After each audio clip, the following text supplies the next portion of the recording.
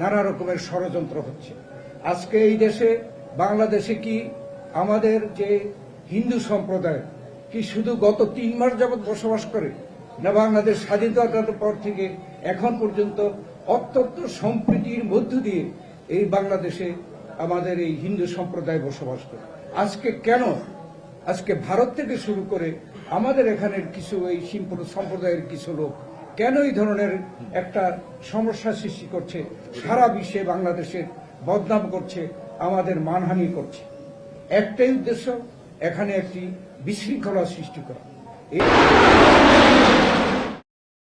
আজকে আমাদের সকলের প্রয়োজন, জাতির প্রয়োজন যে এই সরকারকে, তারা যেহেতু অন্তর্বর্তীকালীন সরকার, এই সরকারের প্রধান বলেছে শেখ হাসিনা অন্যায়ভাবে ক্ষমতায় টিকে থাকার জন্য সরকারের যতগুলো প্রতিষ্ঠান আছে তারা ধ্বংস করে দিয়ে গেছে, এবং এই সরকারের যে প্রধান উপদেষ্টা বলেছেন সেই সকল ক্ষেত্রে সংস্কার করার তাদের ওয়াদা।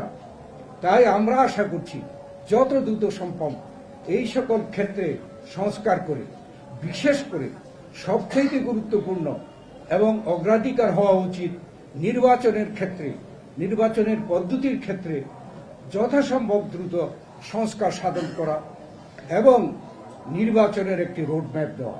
এটা আমরা আগেও বলেছি, সেই দিন আমাদের প্রধান উপদেষ্টা আহ্বান করেছিল, সেই দিনে আমরা এটা বড় ভালোভাবে উপস্থাপন করেছি যে আজকে যে সকল ছোটখাটো সমস্যা নিয়ে আজকে আমরা দেখছি নানা রকমের ষড়যন্ত্র হচ্ছে।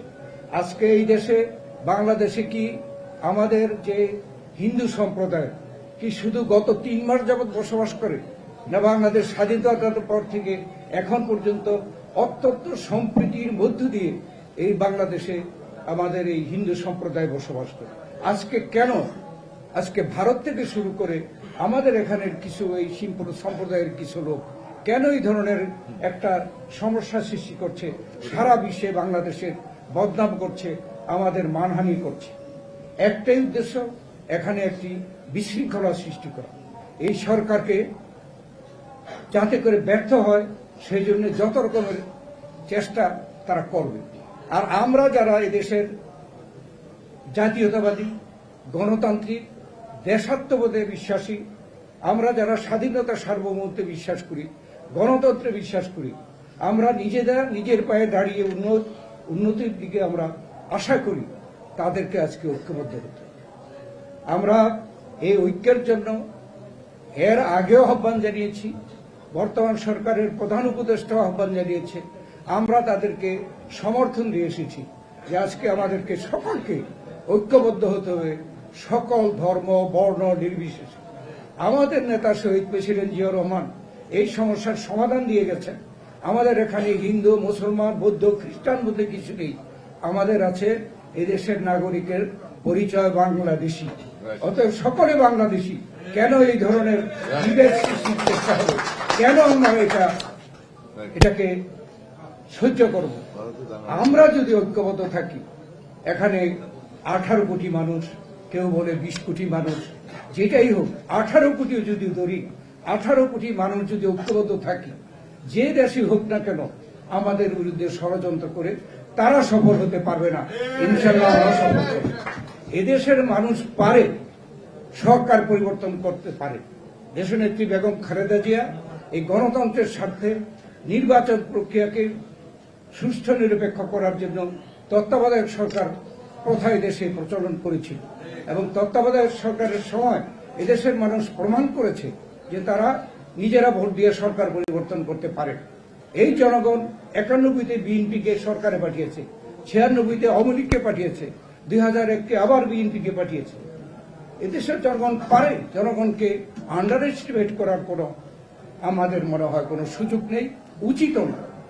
জনগণের উপরে ভরসা করে জনগণ ঠিক করবে তাদের সরকারকে হিতে হবে এবং কিভাবে দেশ পরিচালিত হবে।